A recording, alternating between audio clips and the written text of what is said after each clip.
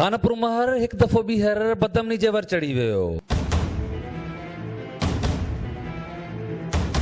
हर रोज़ चोरी फ्रू तोड़े धाड़ा पुलिस लाइ चैलेंज बणिजी विया।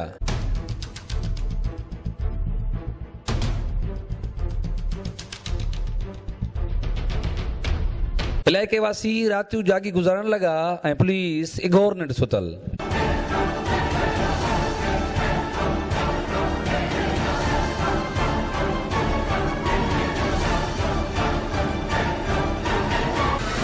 खानपुर महर ऐं भरपासे जे इलाइक़नि में पुलिस जी नाअहली सबबि ॾींहुं तोड़े राति ॾोहारियुनि जो गश्त जारी आहे ऐं ॾोहारियुनि जा टोला बिना कंहिं ख़ौफ़ जे कार्रवायूं करे पुलिस जे किरदार ते केतिरा ई सुवाल छॾे वञनि था।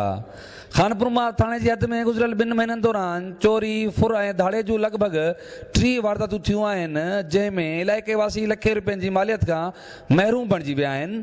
पर खानपुर महर पुलिस वटि 2 महीननि दौरान हिकु बि वाक़ियो रिपोर्ट न आहे थियो, जंहिं बाबति इलाइक़े वासियुनि जो चवणु आहे त खानपुर महर पुलिस रुगो आसरा ॾेई थाणे मां तड़े छॾे थी। असां मिसकीन आहियूं, गरीब आहियूं, ॾींहं जो माल चारियूं धनारूं, रात जो निंड्रा फिटायूं, हाणे ॾिसण असांजी ज़ोरी कायूं था वञनि। हे गुज़र सफ़र इन्हनि ते माना खटण रोड कमाइण रोड कोई कोन पंहिंजो धणी न। 2 मेहूं मांजूं काए विया, 3 उन खां पोइ बकरियूं काए विया।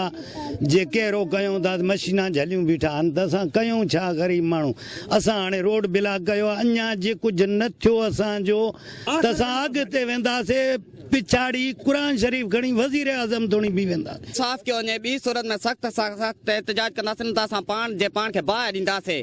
हिन वक़्तु असां चोरी खां तमामु तंग अची विया आहियूं, असांजो गुज़ारो सिर्फ़ु ऐं सिर्फ़ु माल ते आहे। खानपुर महर में वधंदड़ बदमनी तोड़े पुलिस जी मुजुर्मानी ख़ामोशी घोटकी जे ईमानदार ऑफिसर सररेंदड़ SSP मसूद बंगश खां शायदि ओझल बणियल आहे जो हू नोटिस वठण लाइ बि तयारु न आहे। तंहिं करे IG सिंध खे घुर्जे त ॾोहारियुनि जे घेरे में आयल खानपुर महर वासियुनि जी ओजागियल अखियुनि ते राम खाए हितां जे अवाम खे अमुन मोटराए ॾे त जीअं खानपुर महर वासी सुकून जी ज़िंदगी गुज़ारे सघनि। कैमरामैन आज़ाद बलोच सां गॾु साहिल काज़ी, सिंध TV न्यूज़, खानपुर महर।